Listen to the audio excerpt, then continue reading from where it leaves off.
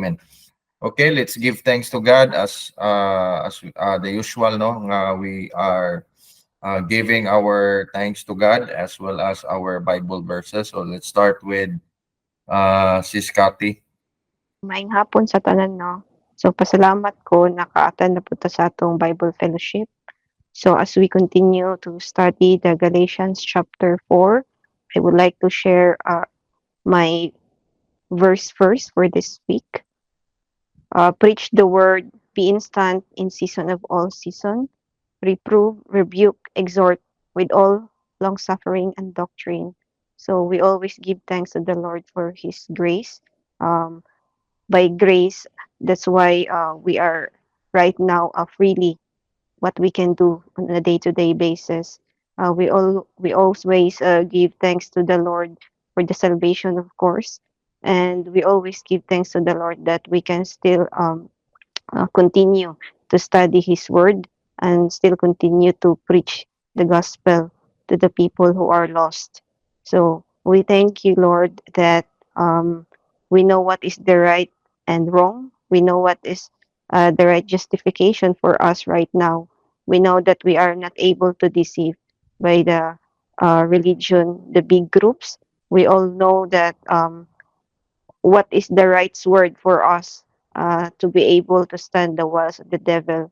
We know that the ruler of this world is Satan. That's why day by day we should able to have our um, sword, and that is by listening, studying, and understanding His words. So by that we are able to survive by this world. Um, we should balance our life. We know that we have a lot of survival in this world, but we should not forget our true purpose of this world, that is to serve Him. So that's all. All honor and glory and praises belongs to Him. In Jesus' name, amen. Gabi natong tanan, una sa tanan, ako naman salamat sa Ginoo na nakapadayon ta sa pagtuon. Nagpasalamat ko sa iyang salvation na libre nga way bayad. So ang tinuod na luwas no kailangan natay paningkamo sa pag-atin sa pag-Bible study o pagbasa-basa sa mga Bible verse. So sa tibok semana nagpasalamat ko nga nakapadayon ko bang hatag og tracts through online. So, nanginahinay po kong mga follow-up sa mga nagipang sharean basi gusto nila makabasa sa Bible. So, mga na pinaka-importante, unbeliever sila. So, kailangan kita mismo mag-obliga sila ano na mag-lift up sa ilang spiritual. Kay ano pa man sila gud na lumot pa sa kalibutan. So, walay dako kadaugan no, nga dili kawang ang ato ang pag-share bisag dili man sila mo agree, ang importante nabasa nila. So akong versikulo no, Ephesians 2 verse 8-9. Right. By grace are you saved through faith, and that not of yourself, it is the gift of God, not of works, lest any man should boast.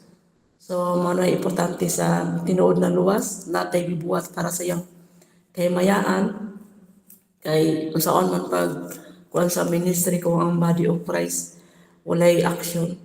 So, kailangan naapotay ang ibuhaton na para ma-spread pa ang good news para sa mga unbeliever.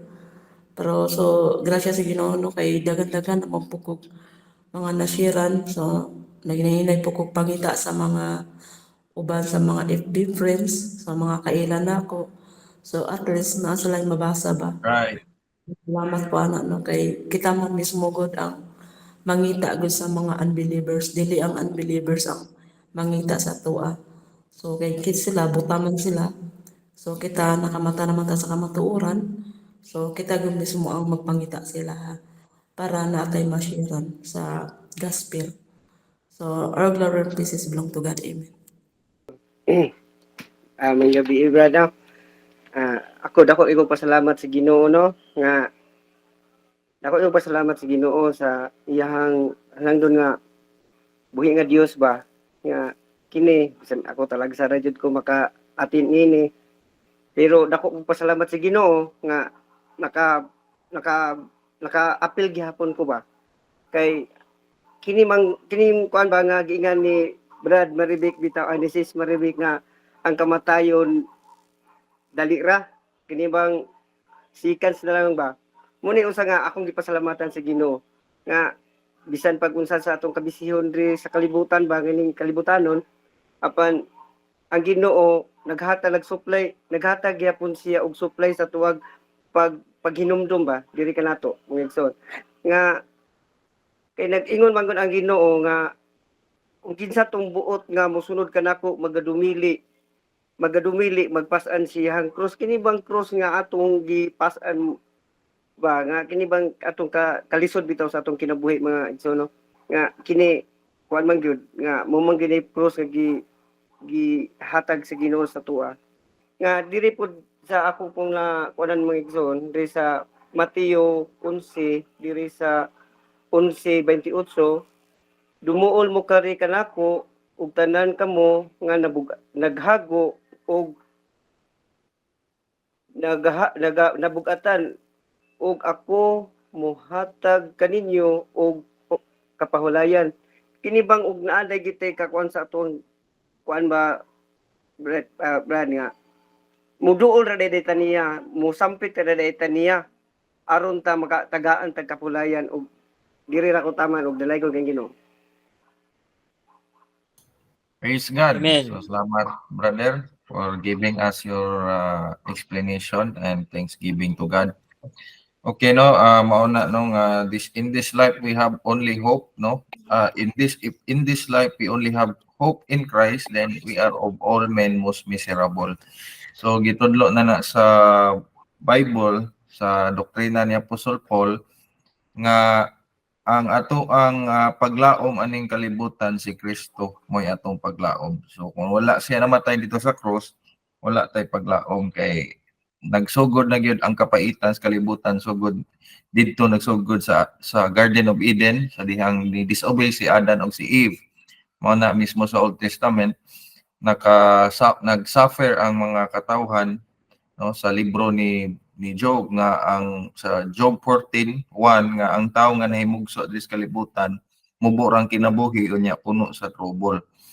So kung wala na namatay si Kristo wa gyud katapusan aning pag-antos aning kalibutan. Pero tungod sa kamatayon ni Kristo nakabato na tag eternal life o paglaom. So pinaagi ana nanatay kalipay. No, nanatay tinuod nga paglaom. So ang kalibutan is puno gini sa trouble, di gini mawa ang trouble. Pero kung natay wisdom sa Ginoo, no, nag-obey ta sa iyahang mga tudlo nga di ta may gugmas kalibutan, di nato himuong higugmaon nga labaw pag sa Ginoo, atong sundon ang mga righteousness nga gitudlo sa Bible. Maminos-minusan gamay kay trouble naman ta dinhi. So mana pasalamatan lang nato no ang grasya sa Ginoo. So kita nga samtang nagpaabot nga motapos ang kalibutan, wa tay lain nga buhaton nga i-priority nato nga bisan pa man nag-survive sa kalibutan ato yung paningkamutan nga makapangalagad sa Ginoo kay mag-unsa man ang ato ang hago sa kalibutan unya kamatay nato no ang atong gipanghaguan sa kalibutan di ra ba nato mada. Ang importante nga kung tinuod natang luwas mga lagad ta sa Ginoo samtang buhi ta. So walay problema manarbaho importante nga ato ang i-priority ang Ginoo kay siya ba'y nagluwas na to kundi pa tungod niya impierno biya ta. So mo na ato ang nasabtan sa mga pulong sa Ginoo nga atong gituuan. Okay, so let's continue to give thanks to God. Okay, maayong gabi dira no sa Pilipinas, maayong hapon po diri sa Middle East. Pasalamat ko no nga naka-attend ko karon sa atong Bible sharing, Thanksgiving sa atong panagtapok karon, and I am so thankful to God nga naluwas ko o pasalamat pud ta sa atong salvation, wisdom nga gihatag sa Ginoo sa ato. Og akong verse karon naa sa simple lang ni siya, nasa Psalm chapter 150 verse 6. So let everything that hath breath praise the Lord, praise ye the Lord. So all the time ato yung i-praise ang Ginoo no kay mao man ay gihatag nato og kaluwasan o sa salvation nato. So without him we are nothing. So pasalamat jud ta, og pasalamat pud ko sa atong group karon nga nagapadayon pa. So keep grinding lang jud ta, og it's normal nga maluya ta kay tungod na ata sa flesh. So mao na, dili jud lang na nato kalimtan ang saad, promise sa Ginoo, word of God. So let's try our best nga makabasa jud tag Bible everyday, og ma-practice jud nato atong mind, makondisyon nato atong mind no nga dili ta makalimot sa Ginoo. Kay ang panahon karon grabe na jud, og hapit na jud siya mo balik. Daghan nag mga means gubot na jud kayo ang kalibutan. So daghan nag mga temptation, dali ra jud ka bisag nga Christian matintal gani. So how much more kanang dili luwas jud. So ako pasalamat lang ko isag di man jud na malaya makasala ta, pero paningkamutan jud nato. Pero at least ikaw mismo ug ang Ginoo kabaw jud kang luwas ka. So sa karon nga panahon i-make sure lang jud nga luwas ka, kasi minauna nimo nga dili di ka luwas ka pero wa di ka maluwas. So make sure lang jud nimo. So mao na ako pasalamat Thank you brothers and sisters. Unang-una ako nagpasalamat sa Diyos naman pinagi sa atong Ginoong Kristo. Salamat kayo sa grasya ug kaluwasan nga akong nadawat gikan kaniya. Salamat kayo kunya na. Ug ko ilain pasalamatan sa ragyat ang Ginoo ragod kay siya may atong mangluluwas. Nagpasalamat ko kaniya na binagyud sa atong Bible study karon nga nagpadayon ta sa atong Bible study na pinaagi sa atong Ambassador for Christ nga kita magpalig-on kita sa pulong sa Ginoo. O naasay mga panahon nga kita usab maluya, pero naunaon na to nga ang kaluya naragyod sa atong nauna na tungod sa atong unod nun. Pero maningkamo ta nga kita magbaro kita nga isugod dia sa pulong sa Ginoo. Unang pasalamat ani gagabiyon karon sa atong Bible study. Usab maka sangya po ta sa panghatag ng tracts. Salamat kay ko nga ako naka panghatag sa kong tracts. Kami si Sister Sita Adres Karkar o dito po sa Gesano sa Bunok. Salamat kay ko nga nakapangalagad sa ko sa Ginoo. Salamat sa ko para mapahimaya ang Ginoo. Salamat kayo. Kung akong verso na ako sa Roma Kapitulo 5 versikulo 8. Apan ang Diyos nakapakita sa iyang gugma kanhi kanato nga samtang kita makasala pa si Kristo namatay alang kanato. Tinuod yun nga ang gugma gyud sa atong Ginoo nga naghingapin gyud ang gugma kanhi kanato. Nga kita sa una makasala pag yun ta. Ug gulay ang Ginoo nagpagamatay dito sa cross, wala gitay kaluwasan. Napuno kita sa sala. Ug adto kita lagpot dito sa kalayas imperno kay wa may makasala, wa may makaluwas kanato. Salamat kay ta nga si Kristo gipadala sa atong Dios Amahan dito sa ug siya namatay o nag-ula sa siyang dugo para sa atong mga sala. Salamat kay ko dalay ko na Diyos pinagi sa atong Ginoong Kristo. Amen. Yung gabi kanatong tanan pasalamat ko sa Ginoo nga niya nasabtan ining atong pagtuon sa mga pulong sa Ginoo.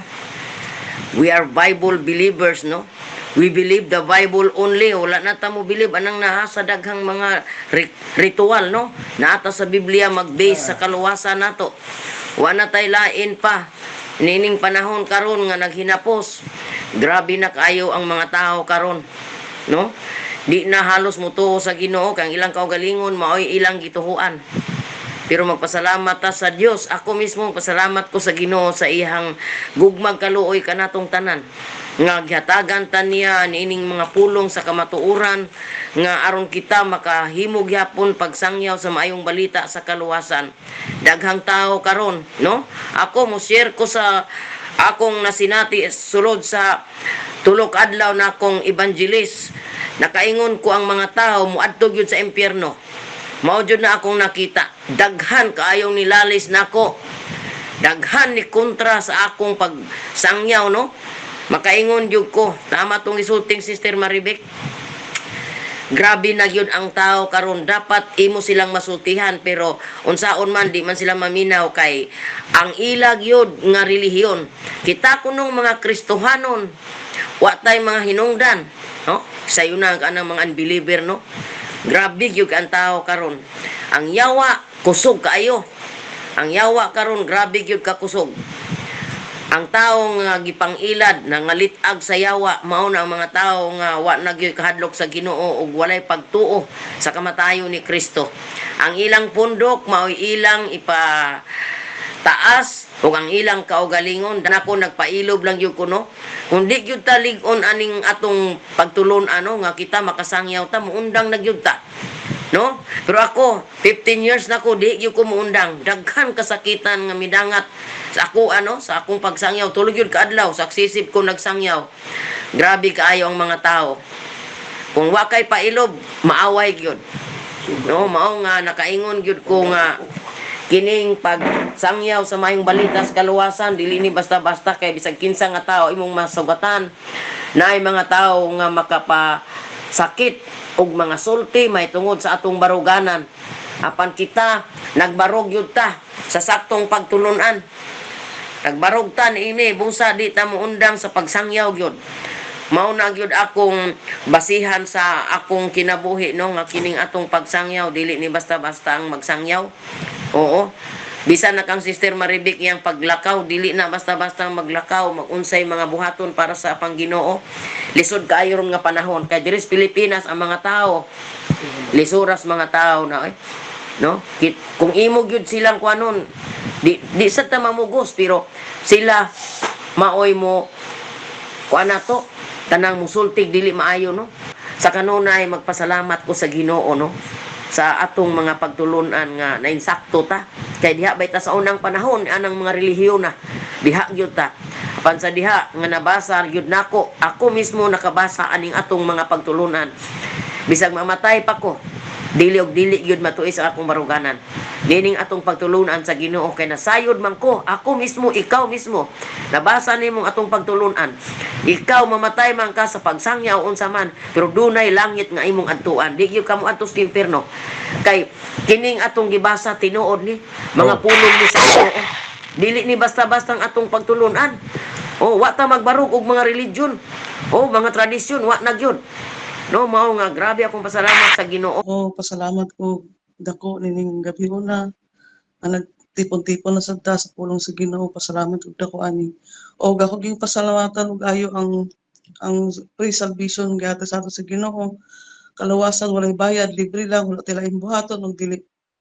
Ato lang Petra, pananampalataya lang sa tinapos na gawa niya at sa kanyang dugo sa krus ng Kalbaryo.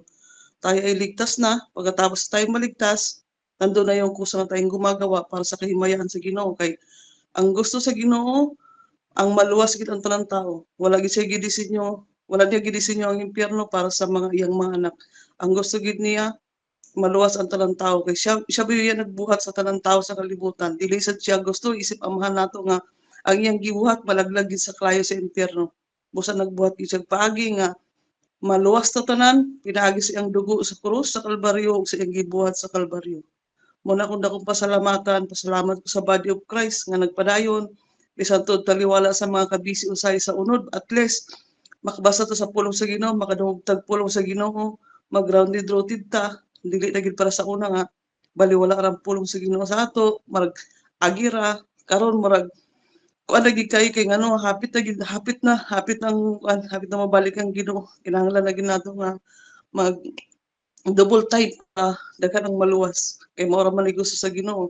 Muna akong pasalamatan no sa kinabuhi sa matag usa, sa pag-motivate sa matag usa, labi na gid sa GC, kabalo ko nga sakit gyud og dawato di man kamatuoran kay mao mo gid istorya sa Ginoo no nga og makabalo gyud sa kamatuoran sakit gid dawaton pero gato ng dawaton diha man tama luwas. Muna akong gustong pasalamatan og dako og nagpasalamat pud ako sa Ginoo nga nakabaton ko ani nga kuan nga ambassador for Christ nga labi na sa kinabuhi sa matag usa kinabuhi sa Sis Maribik nga may nagmotivate sa ako, may nagdala sa ako ani nga grupo.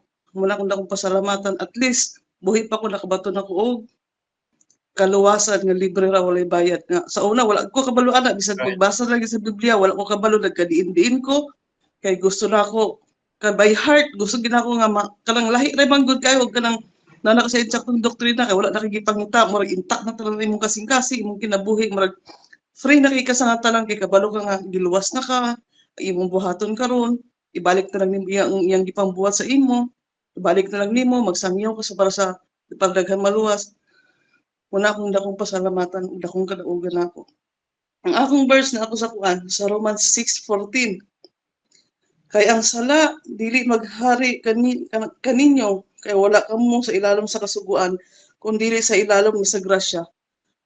Muna akong dakong pasalamatan pud yung nga verse dako na ginang pasalamatan except dito sa gibuhat sa krus ni Kristo kay tungod ani nga tungod sa iyang gibuhat nawala na gid ta sa tunglo wala na condemnation kay naa na ta gitangtangan niya ang kasuguan nga motoy mag kuan gyud sa pagpakasala sa mga tawo sa kalibutan gihatag niya ang bugtong niyang anak para kuan niyang dugo i-redeem ang mga sala sa tao pinaagi sa dugo ni Kristo busa kita isip na naluwas na mauro gyud natong sumampalataya lang tayo sa kanyang tinapos sa gawa ng Kristo sa krus ng Kalbaryo sa iyang dugo ug ato ng isang yaw para daghan ang maluwas mauro nino ibalik na kung himaya pinaagi sa Kristo buhing manluluwas amen.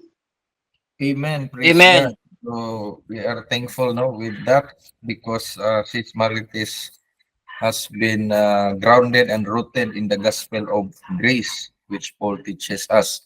So that is very important, that each one of us, matag-usa nato, we are sure, we are settled, grounded, that we already understood the gospel that saves us today.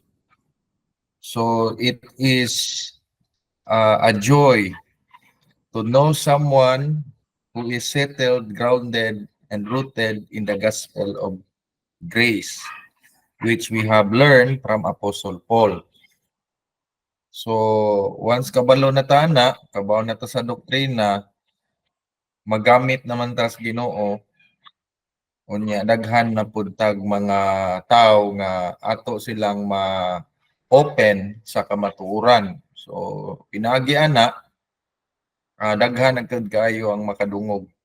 Unya mas mo atake ang yawa nato dili ta mailad sa mga lain-lain ng mga tudlo. Ephesians chapter 4 verse 14 na di na ta matus-an pro. So salamat ko sa grasya sa Ginoo nga nakapadayon gihapon ta bisan pa man sa ato ang online Bible fellowship, nakapadayon gihapon ta. Ato man gyud ning kaning gitawag og ang usa ka tawo nga makasabot gyud siya sa grasya, di man gyud na siya muundang sa mga fellowship sama ani nga setup nato, di man gyud na muundang ma-online or ma-physical. Basta nakasabot gyud sa kaluwasan. Siguro ang uban nakasabot pero busy sila. Pero dili gyud muundang ang nakasabot. So akong nakita, nagpadayon man ta kay nakasabot ta. So salamat ta sa Ginoo na niya. Salamat sa ko sa mga gi-open door sa Ginoo nga ministry. Nakita nako ang kaning work sa Ginoo nga gusto gid siya daghang maluwas. So i-open sa niya mga doors nga daghan ang mawalihan, daghan ang masangyawan.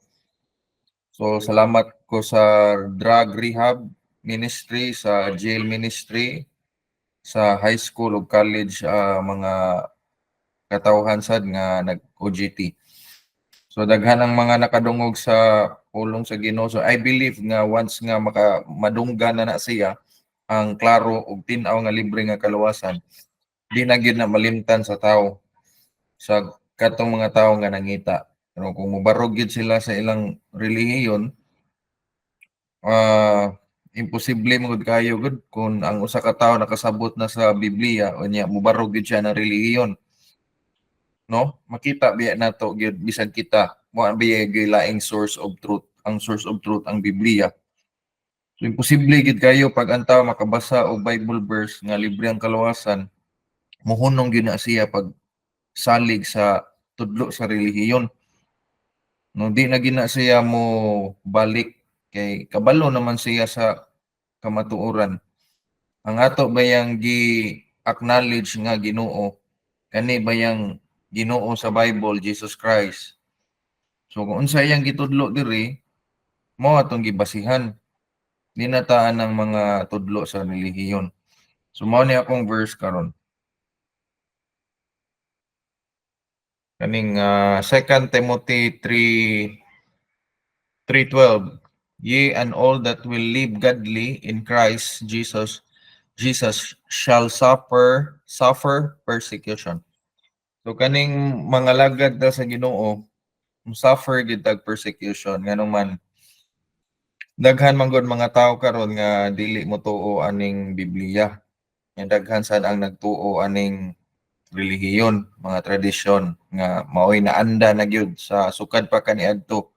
Sukad pa sa mga kaning tinun-an sa mga katigulangan nga di na gyud napastro siya throughout generation nga dili na gyud siya mahunong unya atong tudloan og pulong sa Ginoo nga supak man anang mga kaning unsay naanda na sa tawo, unsay na ilahang sukad pagkabata pa nila, mao na gyud naandan nya ato lang itudlo kaning word sa Ginoo nya supak man sa ilang mga pagtulon-an sa relihiyon, mao na nga mosuffer gyud tag persecution. So matud pa ni Paul nga naay mga bisan sa iyahang ministry, no, nakasinati siya og wa may mga alagad sa Ginoo nga wala makasinati og persecution. Mas labaw pa ganini persecution sa mga apostles, pamatay. Labi na Jesus Christ, siya mo'y Ginoo.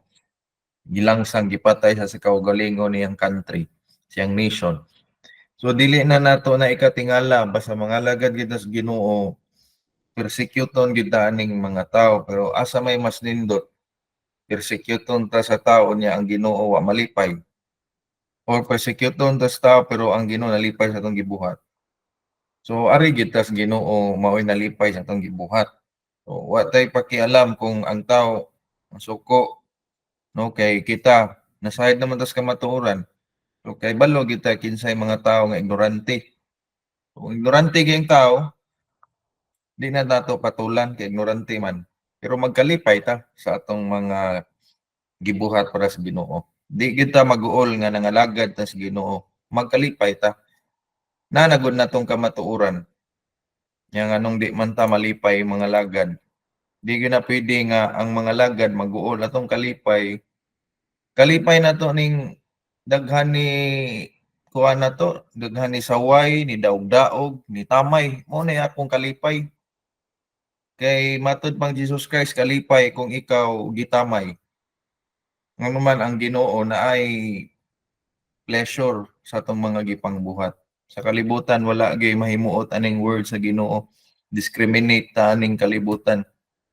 Ato mabasa diri sa Bible sa 1 Corinthians chapter 1 verse 18, for the preaching of the cross is to them that perish foolishness, but unto us which are saved it is the power of God. So kaning mga tudlo sa pulong sa Ginoo kabuang nis mga taong wa maluwas, pero kita nga nangaluwas ta gahom ni niya. Ang gahari aning kalibutan ang yawa pa man karon. So pailob lang usa ta nya naatay kalipay kay once nga motapos na ning grasya naman gyud ning hukom sa Ginoo. Nya kung di man na moabot ang pagtapos sa grasya naman say kamatayon kalit na may tabo. So diha lang ko taman, salamat ko sa Ginoo sa iyang grasya ug nagapadayon gyapon ta. So I want to say good evening to all, and I want to thank God for, first of all, for the life that He has given to me, and also for the salvation. If it weren't for that, then I wouldn't have the assurance of eternal life, and right now I wouldn't be standing in my faith, and also sharing the good news to others. So we thank God always that we are used by God for the benefit of His kingdom. So I also want to thank God for the victory of our jail ministry. So I'm just happy that there are those that were able to hear about the Word of God. So as we all know, we have here a member. She was named Pris, and I was really shocked because her brother was in prison. So I thank the Lord that that's also one of my prayers that actually his brother was already a convict before, but then he was returned back to the prison. And yes, fortunately, he was there and was able to hear about the gospel. So Praise also was shocked about this. But yes, the gospel is meant for everyone, and I believe that there is a purpose of why they hear it, especially if you prayed for that someone to hear the word of God. So uh, God uses people in order for, okay, God uses people so that his word will be spread out, because the only reason why he hasn't returned yet, or then rapture doesn't exist yet, because he wanted many to be saved. So there are a lot right now in these evil days that are walking in the dark. So men love darkness rather than light because the works of human usually are evil. So basically, we are here and that our purpose is to spread the good news. So there are many out there. So I thank the Lord also because as I've known, we also have our brethren here that are continuing in the work of the Lord. So it is not easy given that what as our brother said, we can face some persecutions and also sufferings.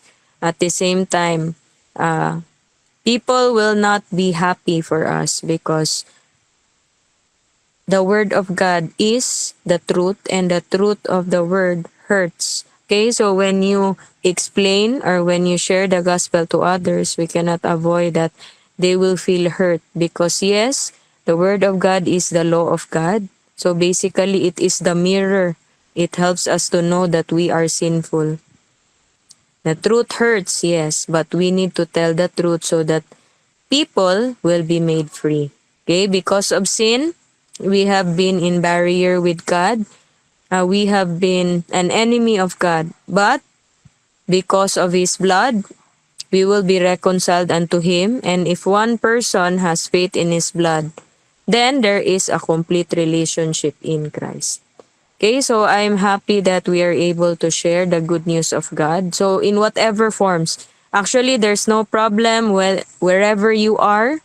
It is a test of your faith if whether you are still willing to share the good news, whether you be in other countries or whether you are in a complicated state.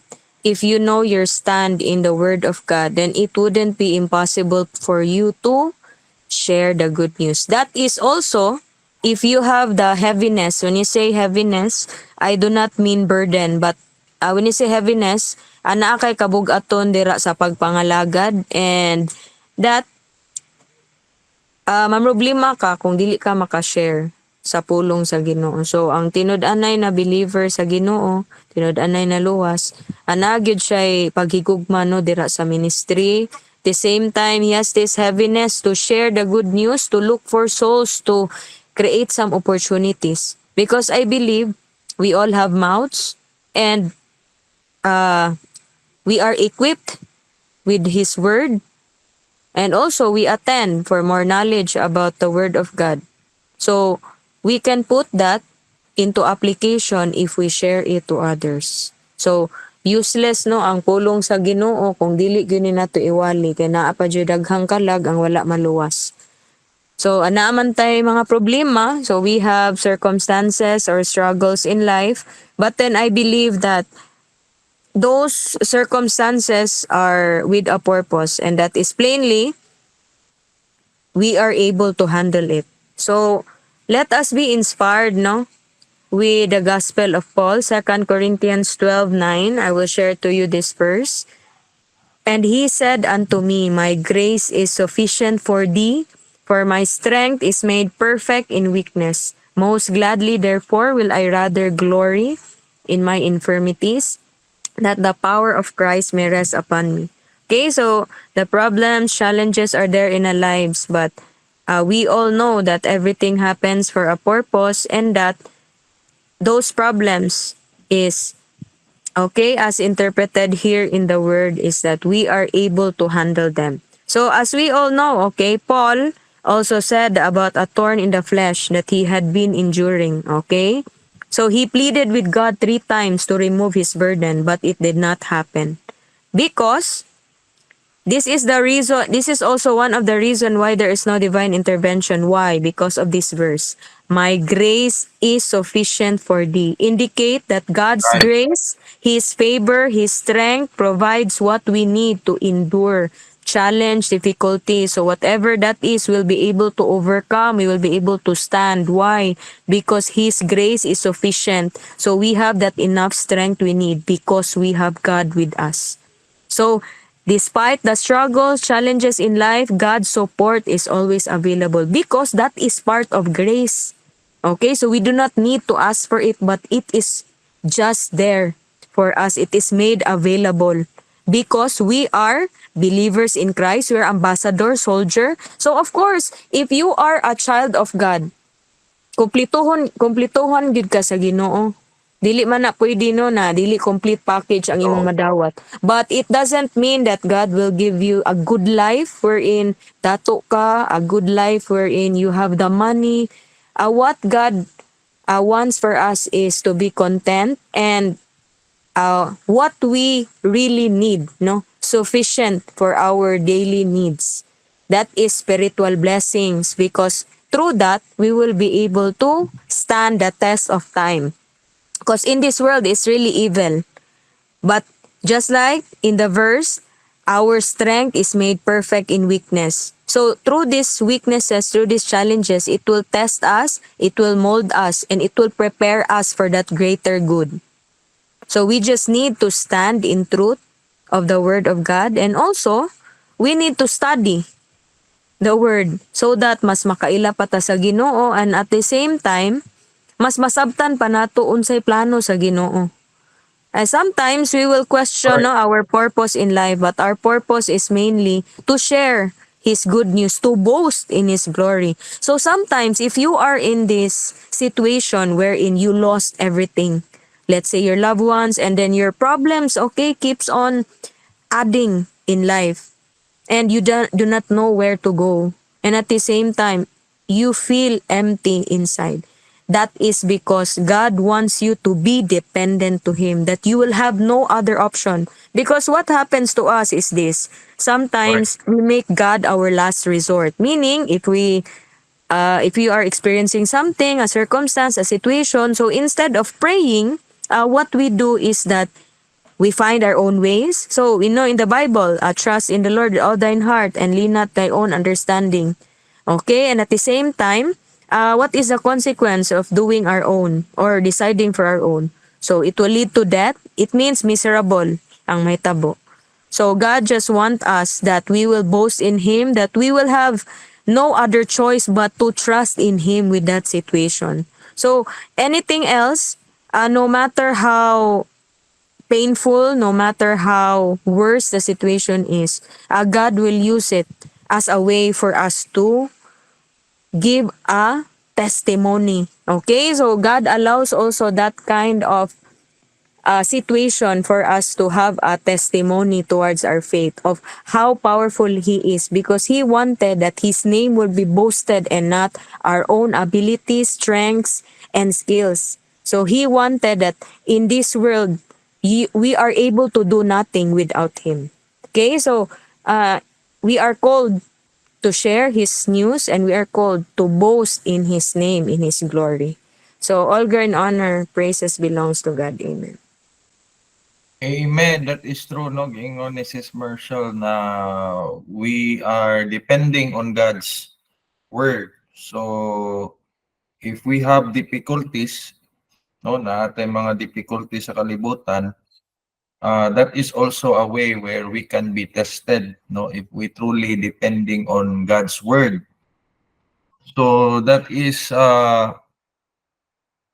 significant, no, sa ato ang Christian life, or gitawag tag followers of Jesus Christ or ambassador for Christ. So God is not God does not doesn't have intervention, but physically, but God's dealing with us today is about spiritual. So it depends on His will. His operation depends on His will. So if we know the doctrine of Apostle Paul, we can see what God is doing, what is His will today. So that is very important to understand under this grace dispensation. Okay, let's continue to study Galatians chapter 4. Topic aning Galatian is about our salvation. What is our basis for our salvation? And mo may gisgutan ni Apostle Paul dire may tungod sa atong kalawasan. So kani siya ang mga taga Galatian gi-prove ni Apostle Paul nga wala gyud ma-justified. No one will be justified by the works of the law or deeds of the law. Because the issue here, there are believers in Galatians, no, who are trying to go back to the bondage. So it means they are trying to accomplish something to present, no, to God that they are worthy of salvation. But if we look at the statements or narratives of the Apostle Paul, he proved that good works cannot save us. The law cannot save us. Traditions cannot save us. So if you look at the context, Paul boldly proved that salvation is by grace. Justification is by grace. It is through the Lord Jesus Christ, not through what we have done, because we have nothing to prove that we are righteous. We are sinners. No, so Paul is trying to help them to understand that it is purely by grace we are saved. Purely by grace we can go to heaven. So again, I would like to clear that grace is the Lord Jesus Christ. He was died, buried, and rose again the third day for our justification. It was His work, that is God's grace. He came to save us. So salvation is made possible by the Lord Jesus Christ.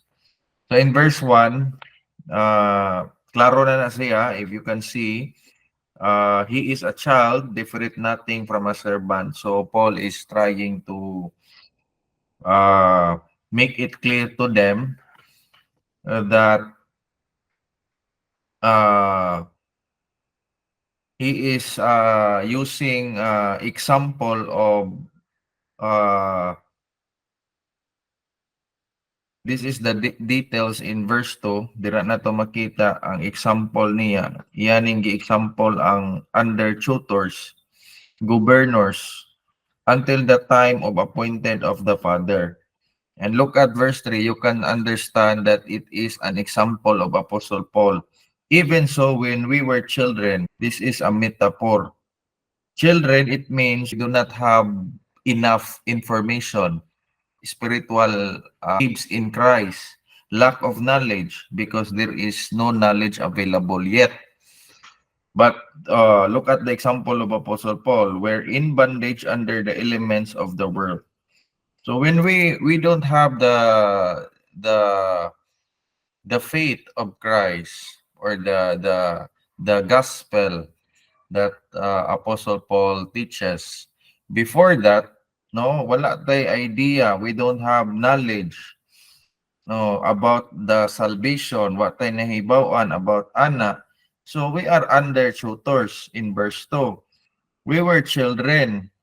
But when we are old, no, when we are old, it means we have already understand the complete message of God. Like for example, today we have already the complete canon of the Bible from Genesis to Revelation. The all the information that we need to know about God is already given. No, there's nothing. There's no need. No, there's no need to have another information because tanan nga mga kasayuran gihatag na sa Ginoo. So today dili na ta mga children. Kay di naman ta children,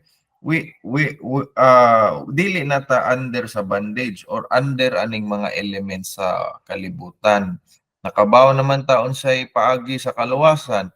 So nganong muanhi pa man ta sa mga tradisyon, nganong magpabilin pa man ta sa relihiyon nga ang kaluwasan pertimang sayuna igo ratang mosalig sa gibuhat ni Kristo. Nya dili na ta aning magpa-under ta aning naa sa tradisyon kay ang kanira bang mga tao sa kalibutan magpa-under sila relihiyon, magpa-under sila tradisyon, kinahadlok lagi sila di sila maluwas. Mo nasundon gyud na nila mga tradisyon sa tao, mga filosofiya sa mga tao, kaning mga wisdom aning mga philosophers aning kalibutan.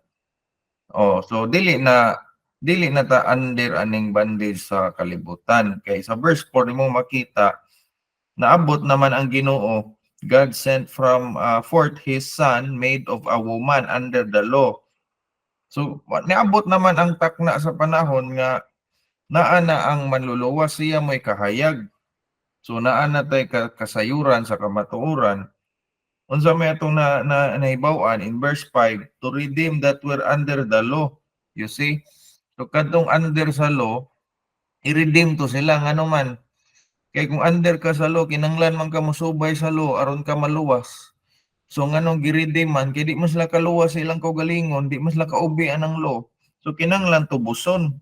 O man nanabot si Kristo, mo'y motubos ang under sa law.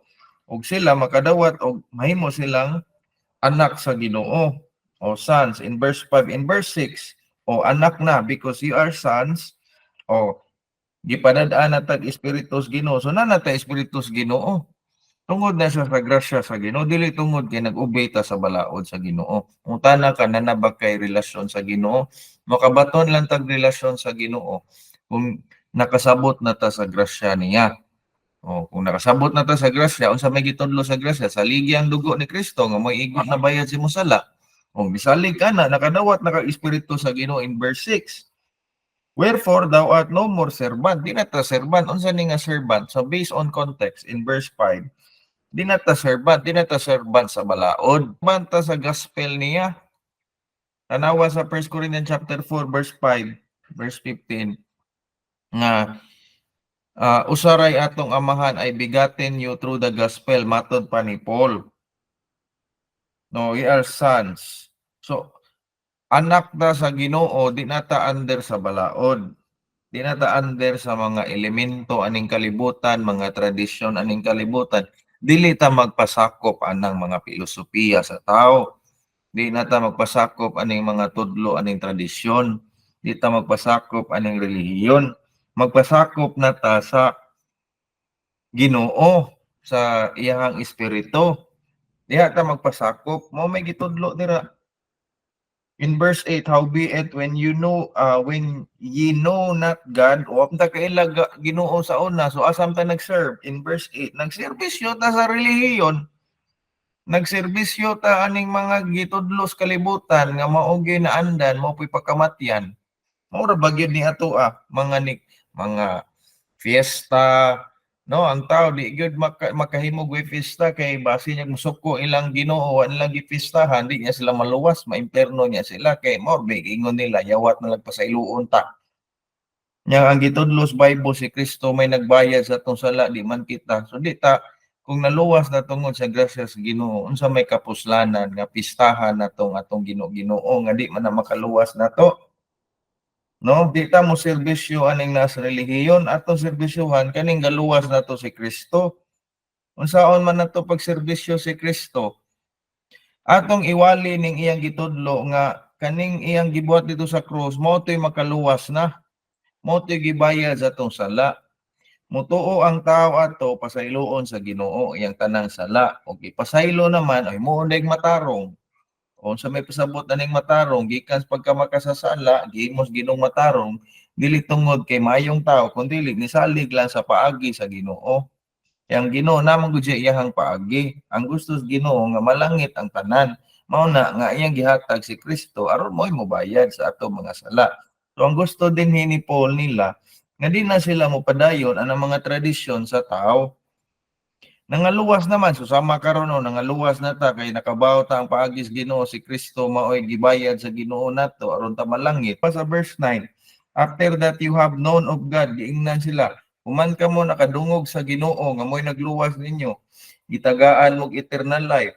Nakaila na mo nya nganong mobalik man mo didto in verse 9, nganong mobalik man mo sa tradisyon, nganong mobalik man mo anak mo mobase sa mga pilosopir kaning nagtudlo aning kalibutan nga mga bright kaayo nga nagtudlo unsaon pag-success sa kinabuhi nga dili man na sila maoy di man na sila gamhanan wa na sila kabaw unsay ugma ang Ginoo rin nasayod sa unsay ugma ang Ginoo mo'y sakto sa tudlo kay siya gyud Ginoo so siya gyud nasayod sa tanan so adto ta adto ta magserbisyo sa kaning nasayod sa tanan adto ta mosalig adto ta moobey niya matod ni Paul o tanawa nganong mobalik man mo ng elemento mga bandages so unsa maning sa verse 10 nag-observe og mga days unsa maning observe og days mana Sabbath day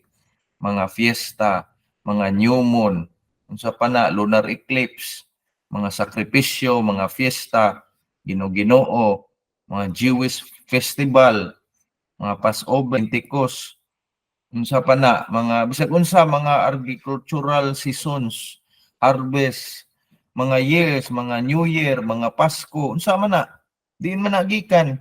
Isa may nagbuot na nadi, bisag unsa tong basa this Bible, wala may Pasko diri, wala may Christmas.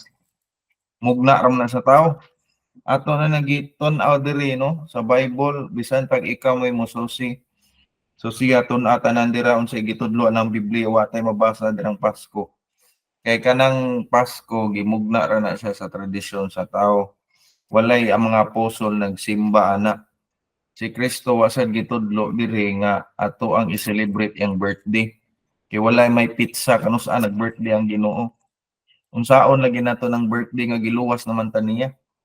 No, ang gusto sa Ginoo maluwas na ng tao.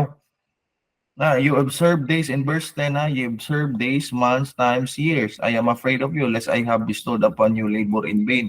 Matod pa ni Paul, balik ka dinaan ng mga butanga. Sus ka anugon sa iyang gibuhat ko no. Nga gitudloan naglibre nga kaluwasan, mubalik man noon sa kaning mga buhat sa kalibutan.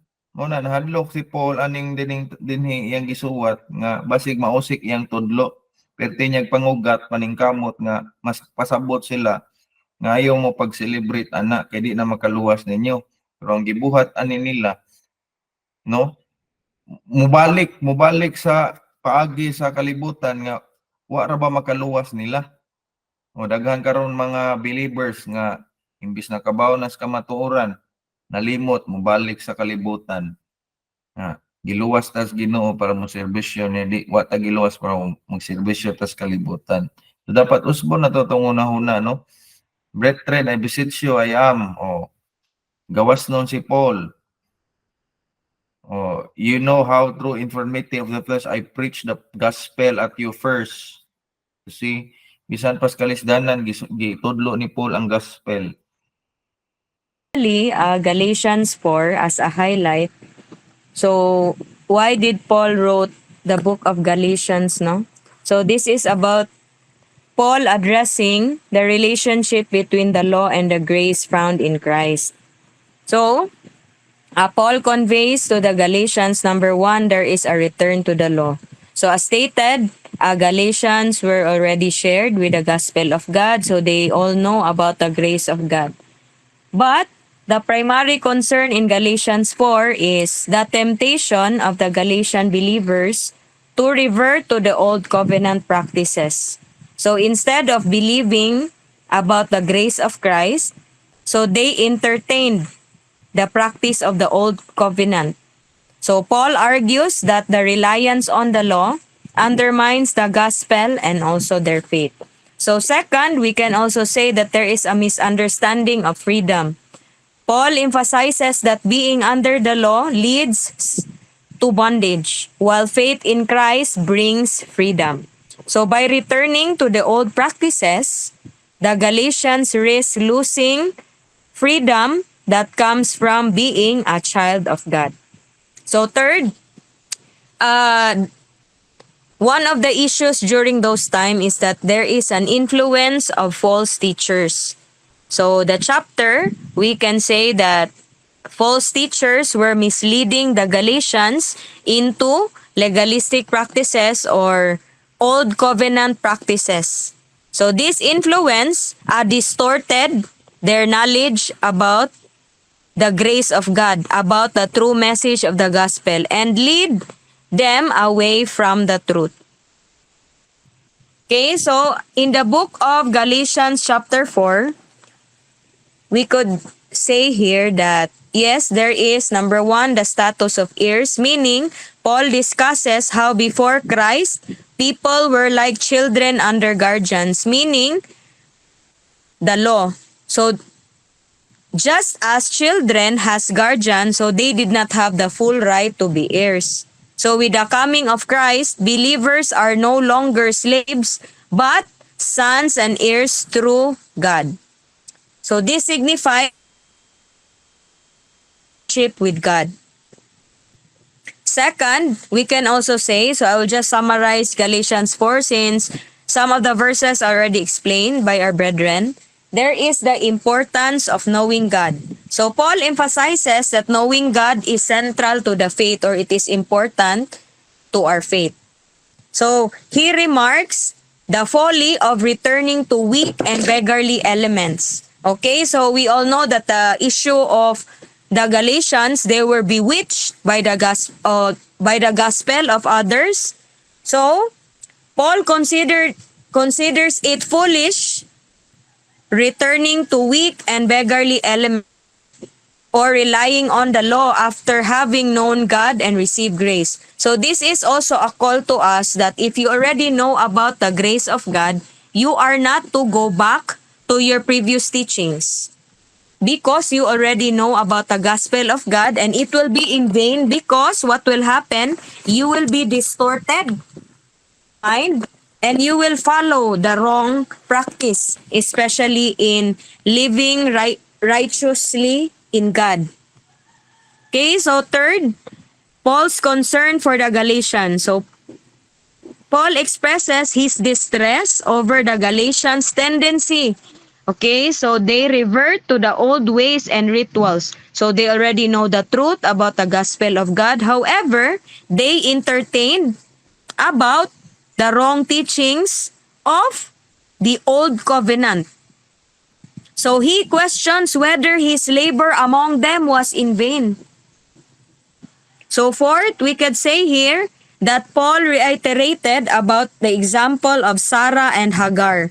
So Sarah representing one of the promise and Hagar one of the bondage. So we all know that we are children of the free because we are the children of promise and not of the bondage. So this illustrates the difference between being children of the promise and being under the law. So what is the lesson of Galatians 4? Identity in Christ. So as believers, we should recognize our status as sons and daughters of God. So we have a relationship with God. We have been reconciled with God through our faith in His blood. So our identity is in Christ. So we all know that we are saved by grace, not of works. So we not go back to the old teaching. Okay, so we all know that before we came to know Christ, before we have faith in His blood, we have our old practices, especially, okay, we have our previous religions, and then we were taught. However, it wasn't practicing what the Word of God is saying. So there was no right division. But now, we already know about the gospel. We understood about the grace of God. We have the right division. So there is in no way that we will revert back to our old ways. So we must walk, okay, we must walk in truth and also in accordance to the Word of God. So second, the lesson for this is to avoid legalism, meaning Paul warned the Galatians against returning to the law. So us believers should be cautious of practices that may lead us back to a works-based faith. Okay, meaning we understood about the grace of God, that it is not by works that any man should boast. So we should not revert back, or we should not entertain any other doctrine that can distort our minds from the grace of God. So what will happen if we entertain those kind of doctrine? So we will be confused, okay? If you are not really a believer who is studying the Word of God, and if you do not apply the right division, so there will be a tendency you will be confused if whether you are saved or not. But because, okay, by the grace of God, salvation is through faith in His blood, and there is nothing, okay, so Christ is enough and is sufficient for us. So it is faith in Christ alone, not through our own efforts. So another lesson is the value of relationship over rituals. So knowing God is more significant than rituals or tradition. So we all know in the Old Testament that one way of being able to please God is to offer sacrifices, rituals. However, we are not in the time of the law. We are now under grace. So the dealing of God to us is spiritual. So as much as possible, what is important with God for us to happen is that we have a relationship with Him. And we will not be reconciled or have a relationship with Him if first things first, you do not have faith in His blood. Okay, just as blood gives life to us physically, blood of Christ is able to give us eternal life spiritually. Okay, so fourth, the lesson that we could learn here is to be alert to false teachings. So as believers in Christ, the thing that we continue to study about His Word, okay, number one, because aside from our daily request to God is that second is the devil is around. So meaning the devil sought to kill, to steal, and to destroy our lives. So what we need to do is that sometimes the devil uses, aside from our loved ones, they also use religion as a way for us to be distorted. And not just only believers in Christ, true believers, but also the unbelievers. So we should be alert to false teachings. How should we be alert? Of course, we need to be prepared. If we are to share the gospel of Christ, then we should know how to defend. Okay? Not only to defend, but also to attack. And how is that? Through the Word of God. We need to study, because how can we defend the Word of God wherein we do not know what verse to use? Okay? So we all know there are a lot of religions out there in which they have different kinds of teaching and different kinds of doctrines. So the devil is also cunning. That's why we need to study His Word so that we will be prepared for the attacks. Okay, so we are not only attacked spiritually, but we're also attacked, especially when we do our soul winning. When we soul win, there are different kinds of spirits that we are going to talk to. Okay? So we need to be careful.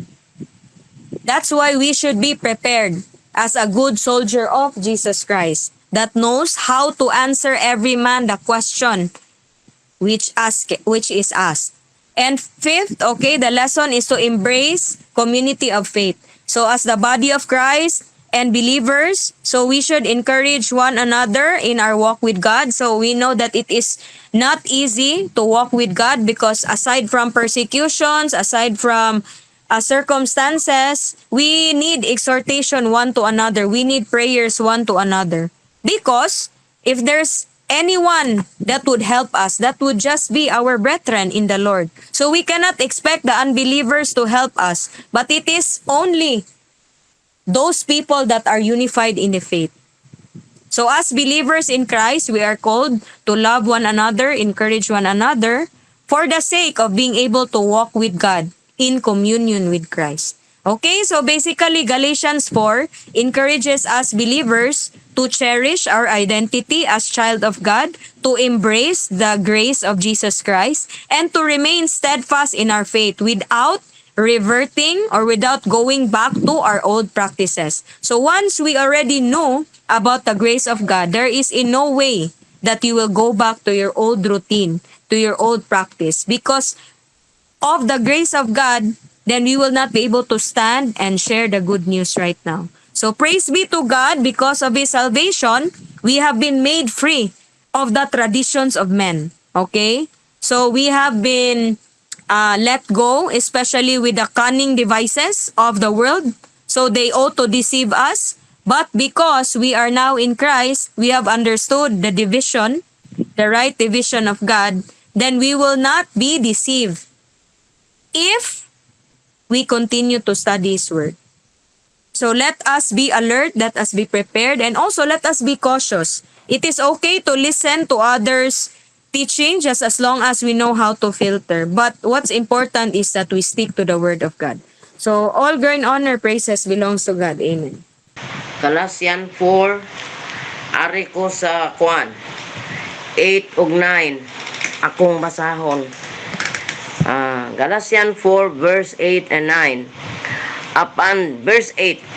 Apan bisan kaniadto sa diha nga kamo wala nakaila sa Dios, kamo mihimo og pagpangalagad ngadto kanila sa mga kinaiyahan nga dili sa Dios, dili mga Dios.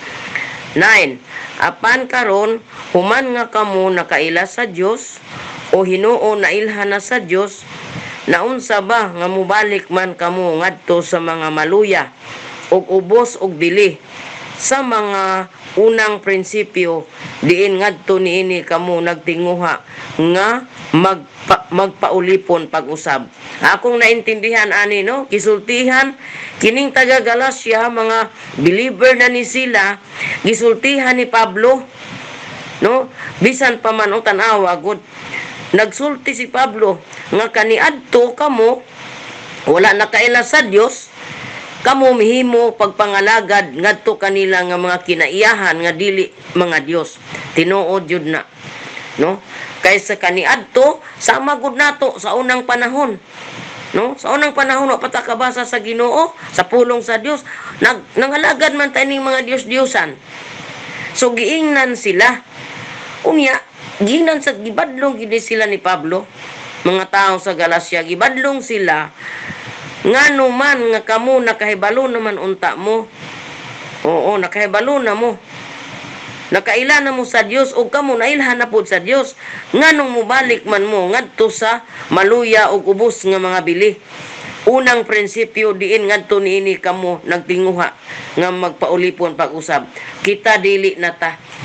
Oh, kini gibadlong ang taga Galacia, ayaw mo pagpaulipon pag-usab sa mga dati nga mga pagtulunan, kay gisultihan naman sila ni Pablo. Si Pablo nagwali na sa ilaha, pinapangaral na niya ang ebanghelyo ng Dios. Iyan nagyong gisulti. Apan ngano ning mga tao nga naa manggihapon sila, gustong mo balik sa dating mga pagtulunan nga wa masubay sa kamatuoran. Gisultihan niya, gipangbadlong man niya ang mga katawhan dito sa Galacia. Sama sa usap kining kining mga gisulti diri no sa pulong sa Dios sama nato. Nakahibalo naman ta. No, nakahibalo tas kamatuoran. Kinsa man gyud ning kamatuoran si Kristo mo'y manluluwas. Siya gyud wa nay lain atong nahibaw-an kitang mga nagbasa sa pulong sa Dios. Nahibalo gyud ta ani ug dili na gyud ta kay kita na sayod, dili na kita mo balik sa dating pagtulunan. Nga iya sa mga Dios-Diyosan ining kalibutan. Kay kining kalibutan na gyud tinuod gyud nga ang kining kalibutan ang nag-manage ani karong panahon na ang yawa gyud. So ayaw pagbalik, gisultihan niya ang mga katawhan sa Galacia. Kaniadto naglakaw mo sa mga dili maayo nga mga pagpangalagad, mga kinaiyahan nga dili ba, mga kinaiya ba nga dili maayo. Nag-alagad og mga Dios unsa pang mga buhat nga wa gyud masubay sa pulong sa kamatuoran. Mao ni iyang gisulti. So sa ato karon nga kapanahunan niabot naman gyud ta niining atong nakita naman gyud nato unsa gyud ang tinuod nga kamatuoran nga si Kristo ra gyud mo'y manluluwas. Mao ni atong gisangyaw ngadto sa mga tao. Karong panahon sa grasya, wa may lain gyud nga nato isangyaw ang mayong balita man gyud sa kaluwasan. Kay mao man ang gisulti diri sa Biblia sa Timothy chapter 2, 1 Timothy chapter 2 verse 4, gusto gyud sa Dios nga ang tanang tao maluwas, masayod sa kamatuoran. Mao gyud iyang gusto. Mao nga kita sa atong mga kinabuhi gipangbadlong man ni mga taga-Galatian nga di na kamo balik, ayaw pagbalik sa dati nimong mga pagtulunan. Kay niya gihatagan naman tag instruction sa Ginoo. Gihatagan na ang mga katawhan, mga believers na pero dunag gihapoy nagpabadlong. So badlong ni sila ni Pablo nga ayaw mo pag-ingon ana. Kay basig mahimong kawang ang akong mga kahago. Mahimong kawang akong kahago ninyo. Kung dili gyapon mo sa likway anang inyong mga pagtulunan nga wa masubay sa giwali ni Pablo. Dapat bisan sa ato karon nga panahon, dapat kung imo lang yung tan-aw no, dapat ang mga katawhan nga nag-claim og Christian ang ilag yung tang baruganan kaning kang Pablo gyud unta. Aron ang mga tao gyud unta gyud makasabot gyud tinuod. Kay kining pagtulunan sa Roma hangtod sa Pilimon, kung imo gyud ning balik-balik kog basa no, makasabot ra gyud ang tao kung mubasa ani nga panahon gyud ni sa grasya ang kaluwasan libre gyud bisag unsaon pa natog basa no, libre ang kaluwasan nga gibuhat gyud ni Kristo didto sa cross. Dili na gyud ta mobuhat sa kaluwasan. Kay na may atong nabasa Titus 3:5, not by works of righteousness which we have done, but according to His mercy He saved us. Giingon na ta, giingnan ta ana. Mausad ning taga-Galatian. Kining taga-Galacia dunay mga dili gyud mutuman sa gisulti, no? Dili sila mo tuo, musimang ba. So parehas sad nato karon daghang simang. No? Claim og Christian pero tan-awa. Sugaron dako. Naagyo ko'y pag-umangkon, nag-Facebook pa siya. Pero siya usa siya ka magwawali, maayo ka na. Dili gyud maayo. Kay bisag unsaon na tug basa ang gikan sa Genesis hangtod sa Revelation, ang Ginoo nakakapungot sa mga tao nga sigig buhat og mga daotan. Muni ang kalibutan naglunang sa sala. Hangtod karon panahon na dugaya ng panahon no nga si Kristo namatay sa krus apan ang mga tao butag yun sa kamatuoran. Mao jud nay pinakakuyaw karon sa mga tao. Busa sa atong mga pagtulunan wala gyud tay lain buhaton no. Kanila yung pagsangyaw sa gospel grace tungod kay tinuod yun ang tao kung imong sangyawan sa parte sa kaluwasan sa kalag kuan gyud kana bang lisod kaayo sila pasabton, mangisog, masuko, di sila ganan maminaw aning mga pulong sa Ginoo. Pero kita sa atong kinabuhi no, tama man tong gisulti sa gisulti ni Sister gyud nato karon, gisulti ni atong kaubanan din ni sa Bible study, no, tinuod man na kay kung ikaw bitaw dili gyud ka rooted o grounded sa word of God, kanang muundang na gyud ta, muundang ta apan dili gyud ta muundang. O ako mismo dili ko muundang sa pagpangalagad sa Ginoo, bisan pa man sa daghang mga kasakitan unsa man din ha, kay mao lagi sa 1 Corinthians 1:18 tinuod man to, ang pagwali sa krus alang sa mga malaglag binuang gyud na nila. Oo, apan kanato nga nangaluwas mao gyud ni ang gahom sa Dios. Mao na nga kita nga mga magsasangyaw, adili kita pulan bisag unsa pay may tabo, magsige ra gyud tag sangyaw. Bisan sa daghang kayong mga pagbiay-biay, pagdaog-daog, no? Sakit kayong mga panultihon ang mga taong way Ginoo. Naamo barog sa ilahang kalihokang mga pundok, sa ilang kaugalingon, mahari-harion, no? Mao gyud ni ang tinuod. Mao ni kining sa Book of Galatians nga akong gipangbasa, mao ni ang mga gisulti ni Pablo sa mga tao nga wa gihapon makasabot unsa ang iyahang giwali may tungod sa pulong sa kamatuoran. Oo, daghan mga tao karon gyud, karon panahon sa grasya daghan kaayo nga gipangtuis ang mga pulong sa Dios. Gituis man na nila gud. Daghan kaayo. Mao nga ang makadungog ana nga mga katawhan, oo, daghang mga tao makadungog aning pulong sa Ginoo nga wa magkadimao, bitikon gyud ni sila. Kay wa man sila magbasa sa Biblia. Apan kita nga nagbasa, nasayod gyud ta. Unsa ang kinabuhi nato dinis kalibutan? Kining atong gipuy-an kalibutan, dili man gini, di man ni atoa, dili na ta, wa ta ani. Kay mo salig tas kalibutan, miserable ang tao. 1 Corinthians 15:19, miserable ang tao. Labi na gyud wa gyud siya kahibalo sa paagi sa kaluwasan sa kalag niya. Mo nga wala na ko ilaing pasalamatan sa Ginoo, no, nga kining atong mga baruganan mao ni ang tinuod nga kamatuoran sa atong kinabuhi.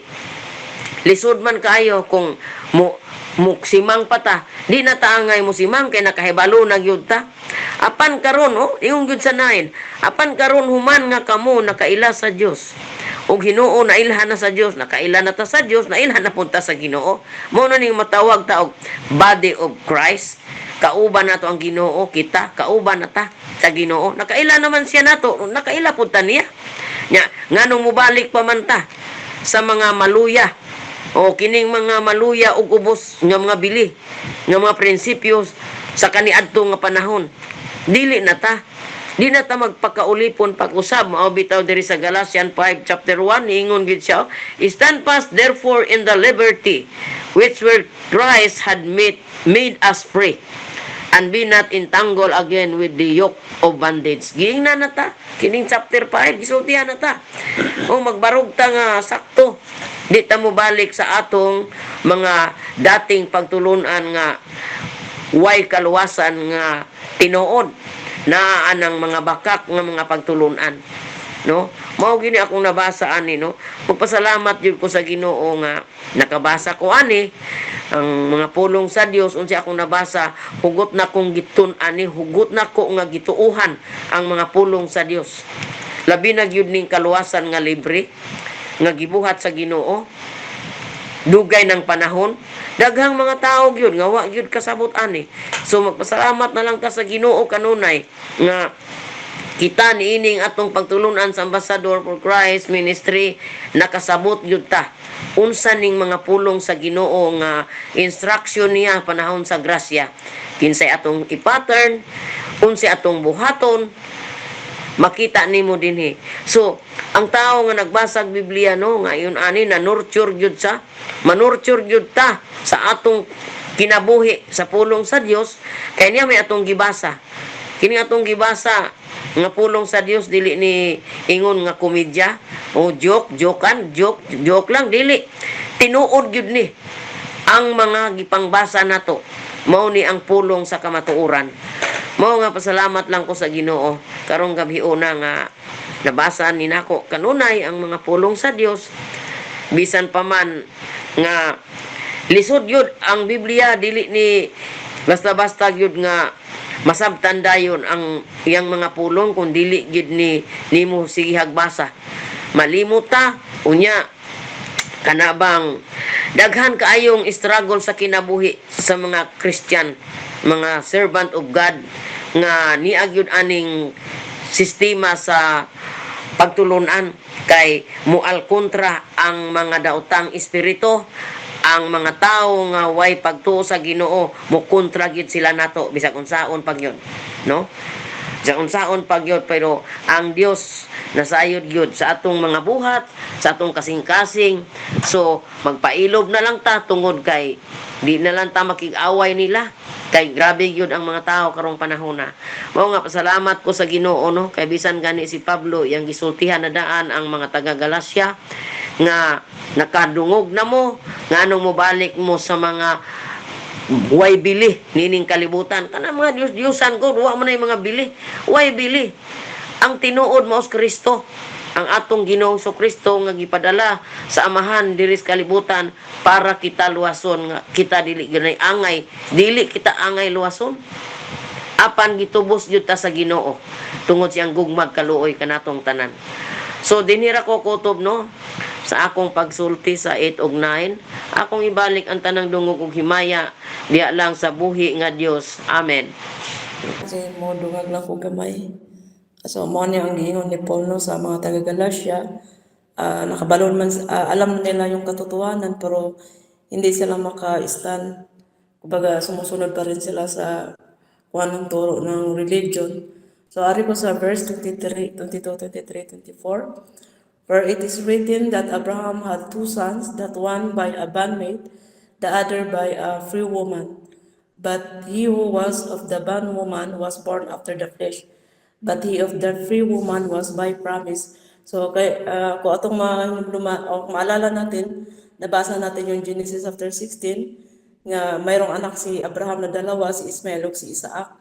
So ang bondwoman mao mo si Agar, dili mo siya chosen, so mao to ang nagsimbolo siya sa batas, a free woman mo ang will sa Ginoo. So si Isaac man gyud ang saad sa Ginoo ba, ang chosen sa Ginoo.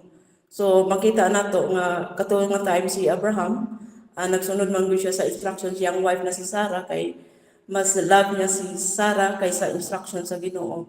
So sa panahon ni Abraham kay makita nato ang abilidad ni Abraham, kanang choose na siya sa Ginoo pero wala siya yung espiritu ba mo nang nagyapon siya kasipyatan. So makita nato nga ang kuan ani nga kung wala gyud saktong pagtulunan ng tao, no, kay kinahanglan gyud ba nga alam natin kung ano yung pattern of faith natin sa panahon sa Galacia. Mao si Paul, kasi hanggang ngayon marami akong marinig sa mga religion, daghang sumusunod sa instruction kay Abraham. So mahulog rin sa kawang ang yung pagministry nila. Sa verse 24, which things are na allegory, for these are 2 covenants, the one from the Mount of Sinai which gendereth to bondage, which is Agar. So the 2 covenant is the simbolo siya of salvation, mo ang law o sa grasya. So diri nato makita ba nga mag-conflict gud ang ato ang faith ba sa mga tao. Daghang gud ang mga sharean bisag pamilya nato, bisag BFF nato, o close ba nato kinsa na kung atong masira sa ato ang pagtulunan, dili sila kauyon, nago may panaglalis. So ang mga tao nagasunod din sila sa kanang Diyos-Diyosan ba, mas girespeto nila ning Ginoo sa pangkalibutanon kaysa ang Ginoo nga tinuod nga mo gamugna sa ilang kinabuhi. So ang mga tao karon makita nato, kung makita masakpan na nato sila ba ang pagkabakak nga wa sila gabasag Bible kay ngano, makita nato palibot no mas mudangog sila sa scientist, moduol sila og lawyer para mag-as og hustisya.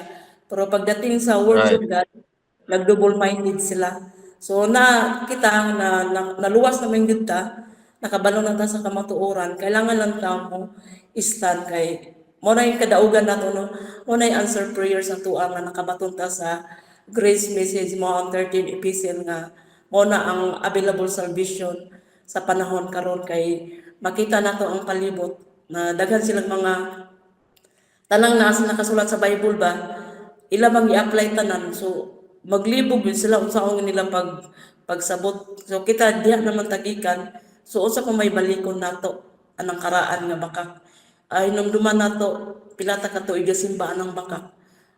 Ako naluwas ko mga 3 years na yata ako diri sa grupo. So nagedad ako mga more than 30 una ko naluwas. So imagine kumubalik pa ko sa bakak. So testimony na nato to sa experience ba nga gubot kay itong kinabuhi atong napata sa mga religion karon nga nakadawat na tagka kalinaw usa pa may purpose nga mobalik ka. So sama ra nino sa mga Galatia no nga gituluan na sila ni Paul. So wala nibalik na gyapon sila sa mga karaan nga pagtulunan ba. So ang abilidad mo sa tao sa unang panahon at karon pareho lang man pero ang instruction sa Ginoo mao lay ang yang giusab ba. Wala man gyud na usab ang Ginoo pero una-una to mamatay ta minuto na lang unsa na naman ning masakit man itong impyerno kaysa aning physical na temporary lang mga balatian nato. Bisag naluwas man ta na mo tay problema pero dili na gani pareha sa una nga pero di ka katulog puro ka kulba. Naman tay na ako'y problema, naman ako problema pero wala na nako yung kabugaton gani naga murag hapon na lang ning mga problema ba kay kabalo na magutaw sa isayop na kay nagbasa nang guta sa Bible na. So we know already what is the right and wrong. So kailangan lang yun nato is natay right action. So mo nagpasalamatan ako ang Russia no nga natay mga uban nga believer nga mo preach bilang kamatuoran kay so pila ka grupo akong gisudlan halos na ng religion gisudlan nako so wag ako ko'y nasabtan.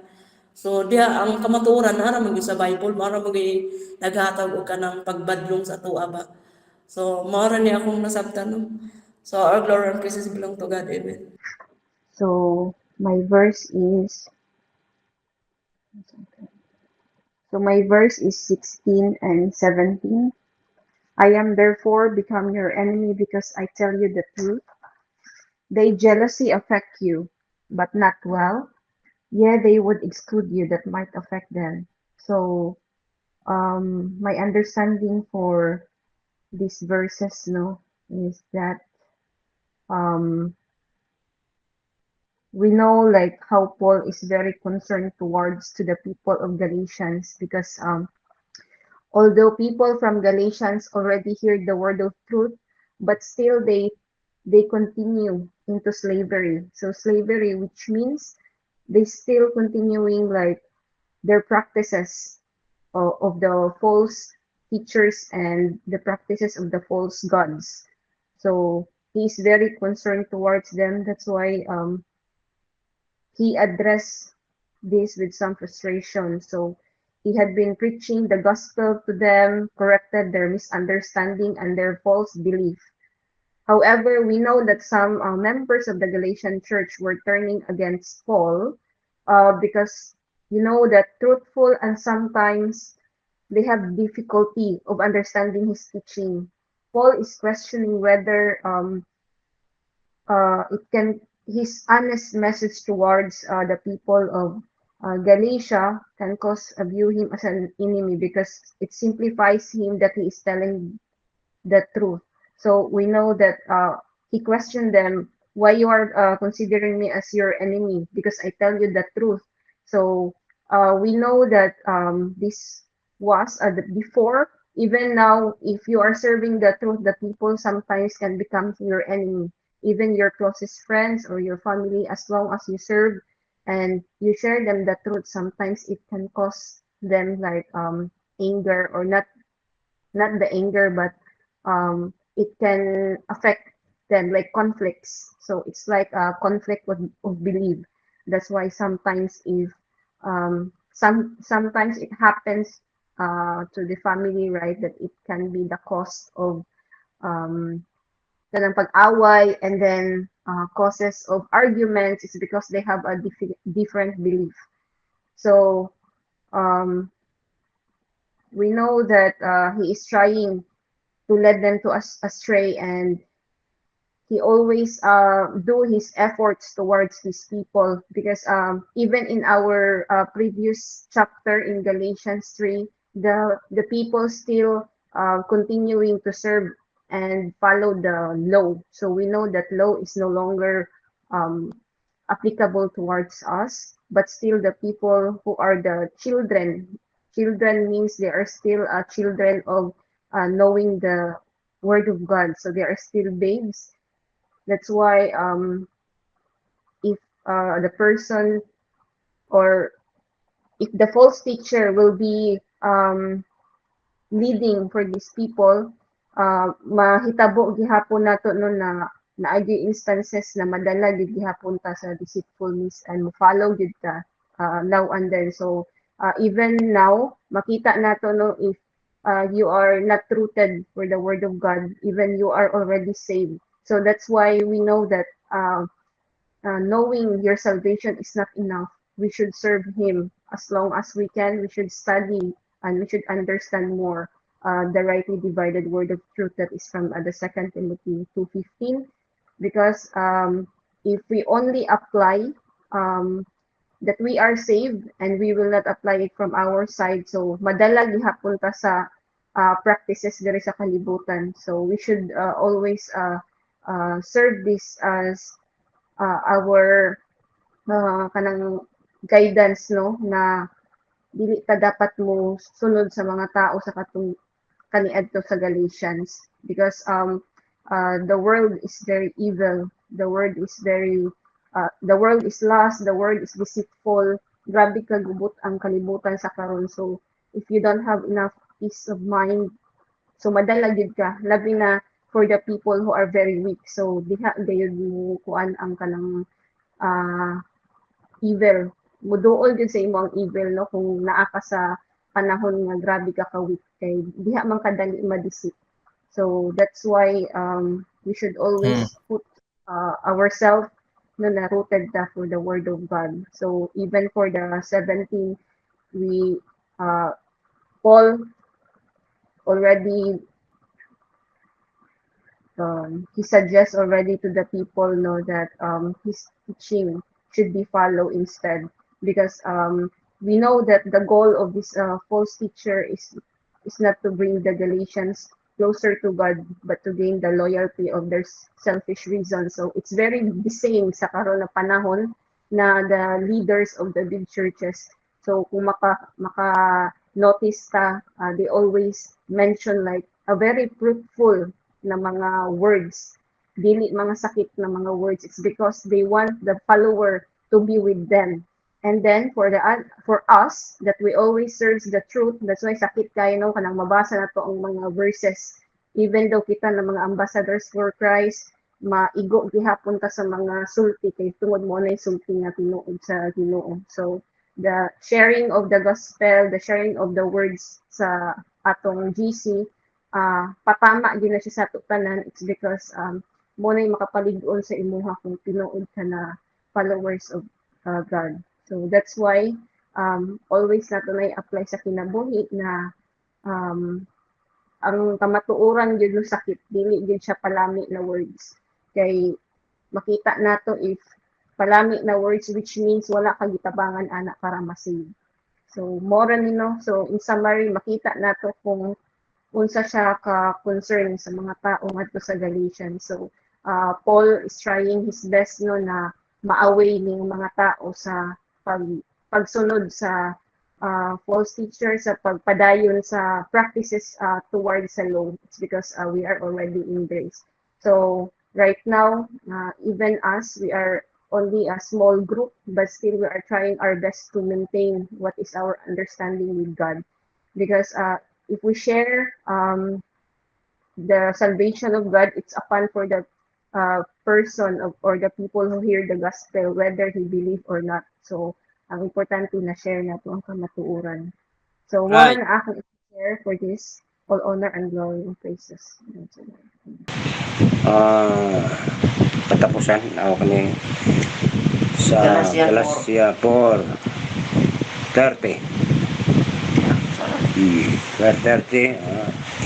Kanino sa Galatia matudpad sa mga pulong ni Apostol Paul nga apan bisan pa niya na unsa ang giingon sa kasulatan, palayasa ang babaeng ulipon ug ang iyang anak. kay ang anak sa babaeng ulipon dili mahimong manunod kauban sa anak sa babaeng gawasnon. Mo ni kaagi nila no sa panahon pa sa atong ibasa diri sa Genesis, kami nabasa ni nga ang babaeng gawas nun o ulipon dili makahimo nga magkauban sa babaeng gawas nun. Kay duha man gud ning anak sa kwan ni Abraham ni adtong una. Ang anak nila ni Sarah o katong si kwan si yang sulugon nga maotoy ang anak sa iya sulugon maotoy dili makapanood dili makakauban nga mga panunod sa babaeng gawas nun. Muna ilang kwan ni atong panahon na dito pa sila sa kwan sa diri sa Israel sa kwan nga ang kwan maguding nahitabo ni Abraham sa una kay iya mang na panakan sa itong iyang sulugoon mo ni nga hantod nga nakahimo sad silang anak mo ni ako na sabtan dito na pagbasa nito Genesis nga karon nato ni nabasa diri sa Galacia nga mo ni giingon ni Paul diri nga si bisan kinsa pa ni ana usa ang giingon sa kasulatan palayasa ang babaeng ulipon mo na ingon palayason ang babaeng ulipon mo ni ang kay dili makahimo siya makapanunod sa babaeng gawas nun.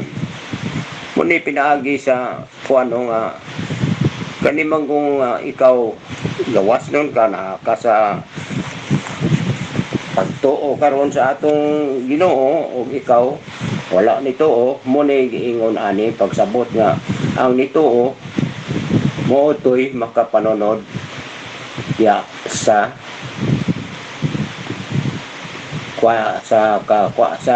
lugar kuan ni Abraham makapanunod siya ang katong gawas nun. Ang ulip nun motoy gipalayas kay palayas to sila motoy abot sila sa kuan sa to dapita Arabia nan diri ko sa 31 nan sa samang paagi mga igsoon kita dili na mga anak sa babaeng ulipon apan sa gawas no na kita kay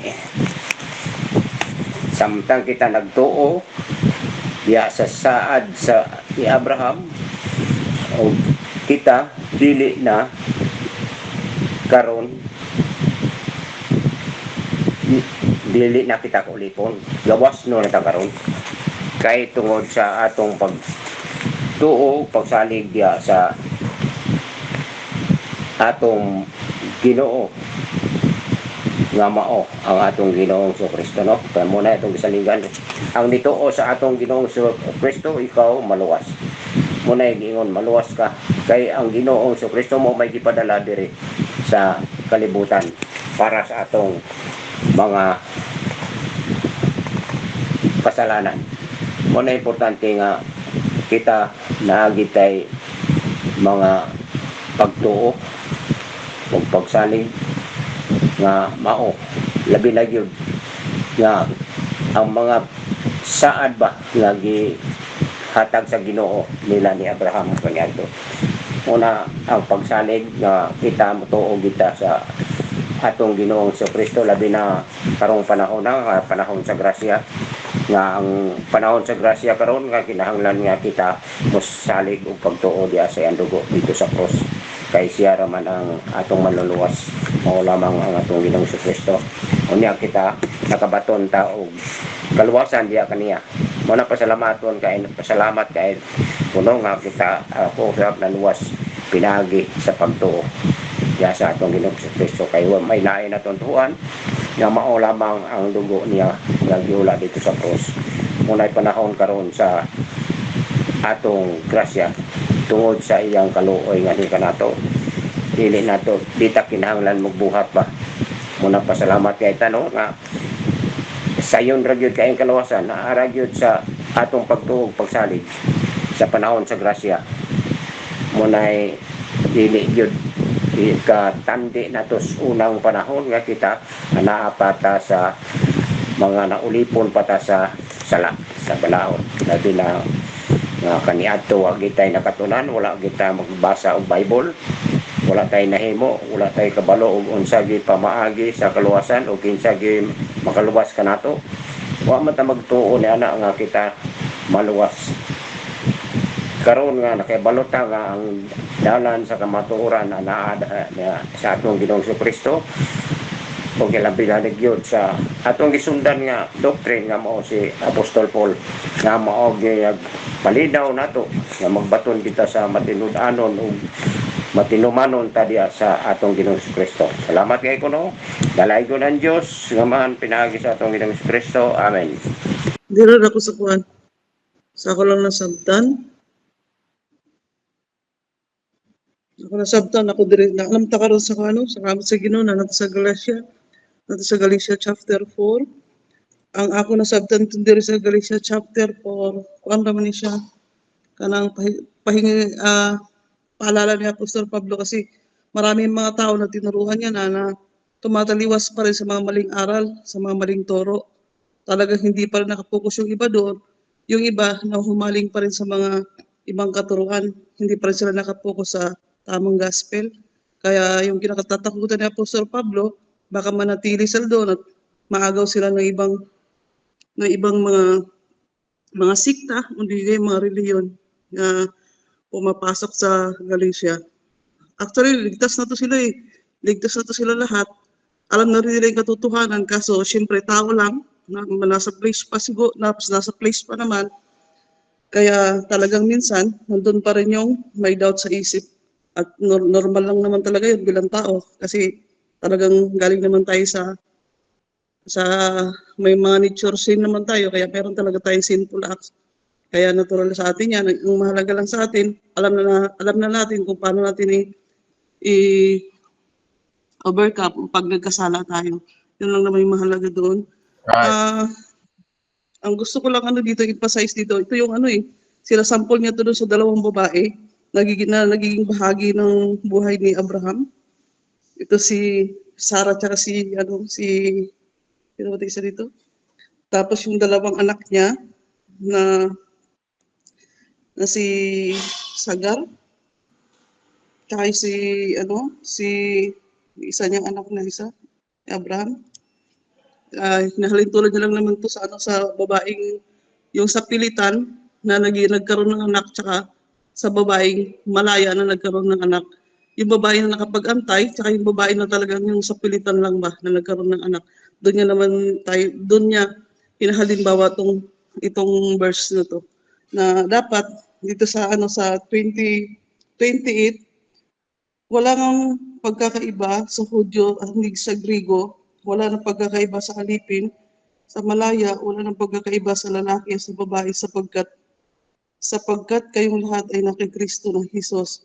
At kung kayo ay nasa kay Kristo, ang ganong binhi kayo ni Abraham at pagmamang-ayon sa pangako.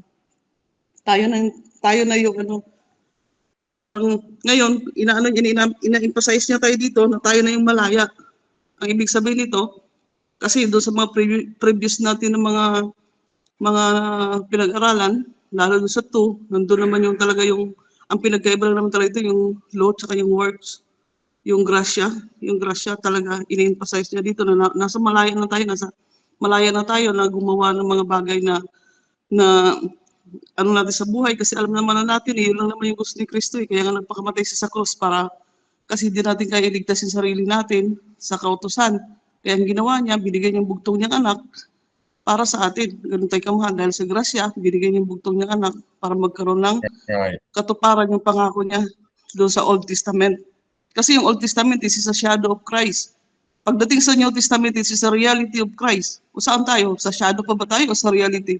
Total, nasa reality na tayo ngayon. Emphasize na natin na nasa reality tayo. Tsaka napakaganda sa grasya. Walang condemnation. Huwag ka lang pumunta sa pervertive kasi pag nasa pervertive ka, nandun yung condemnation. Tsaka ang linaw, paniniwala lang, sumampalataya ka lang sa tinapos sa krus ng Kalbaryo, wala ka na ibang gagawin.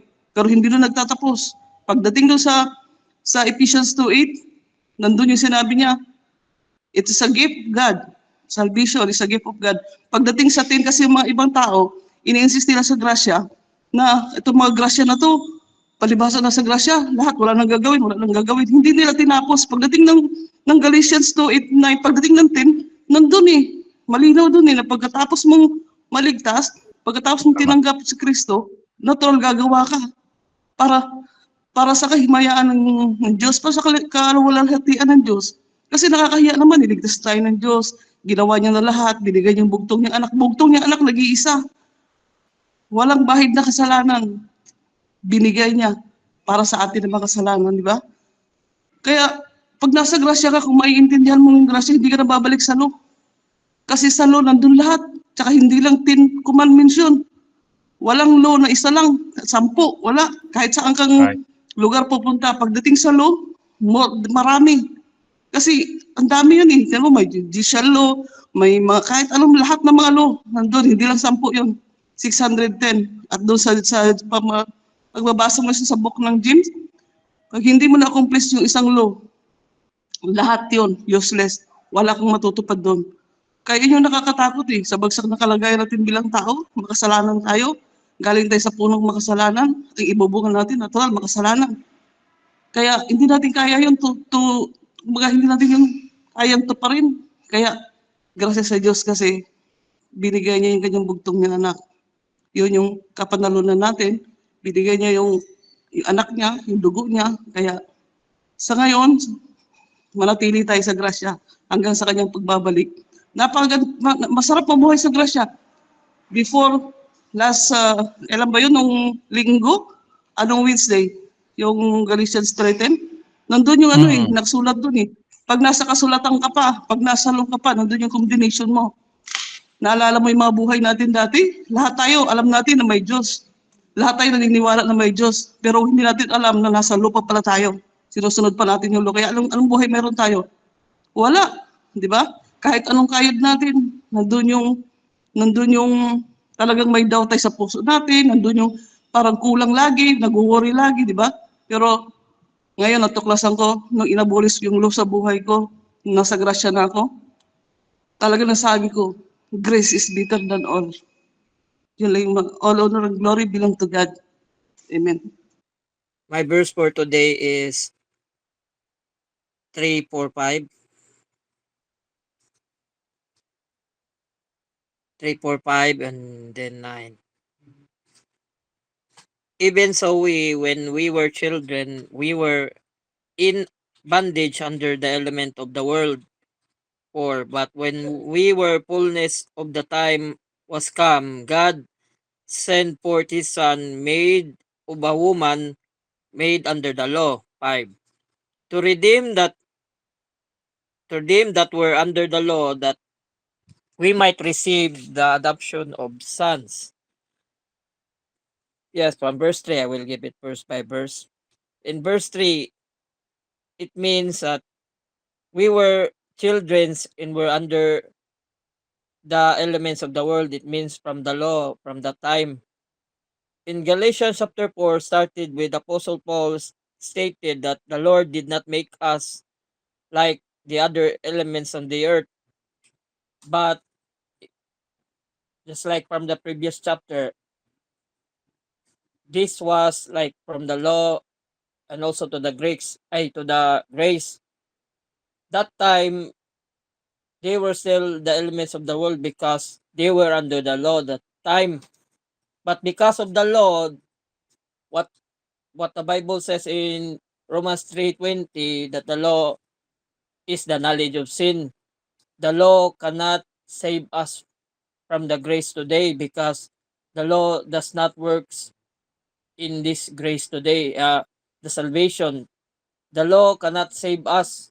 The law is not the salvation because what Paul said, only faith because of Jesus Christ sacrifice from the cross with his blood. Because of his blood, shredded, then we will forgiven for our sins because Jesus Christ died, buried, and rose at the end of the third day. That was the gospel. We read on 1 Corinthians 15, 1 to 4. But it said, that time, under the elements of the world. Verse 4, when the fullness of the time was come, God sent forth his son, made a woman, made under the law. This is one of the most interesting of this topic in this chapter because we read from that time because of many of the laws. In verse 4, it describes Mary Magdalene. What we read this, made of a woman made under the law. Of course, this was Mary Magdalene that time of the law.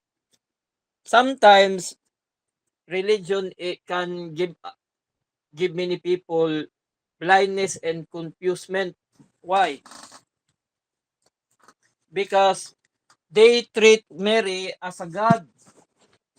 But when we read the other verses from the kingdom, for instance, like John to Luke, they didn't say, or the Lord didn't say that Mary was a god, and also Mary did not confirm or say that she is a god, but merely a servant. Sometimes when other false teachers can manipulate people, it becomes disaster because when the other believers these days will preach the gospel, many people don't believe on the gospel anymore or the free salvation because of religion. Religion only teaches how to be rich, how to make business. They didn't take to worship God seriously. They only doing that because many false religion and also to the tradition, they will say that if we don't go to church, then God don't give us any blessings. That is the biggest lie that everyone will witness or also experience. What happened to the people that didn't know the word of truth? What happened to the people that believe it on the religious tradition? Sad to say that people are being immune or being deceived by money and power. So, if we are saved, just like what the other brethren said, that we don't do these things anymore, what the other false teacher said, we don't believe. For example, if I was at the religion that time and then I was saved, I don't go to the religion anymore because it says false things. That's why Apostle Paul warned them, or Apostle Paul told them that don't go back from their old things because they might having false narrative or false hope because of the false teachers having false information, their minds getting corrupt. You know, it's sad to say these people, if they always proceed or believe from the old things, they will have many problems in the near future or them or else. So I thank my Lord Jesus Christ for everything. So I'll give back all the glory and praises to our Lord and Savior Jesus Christ. Amen.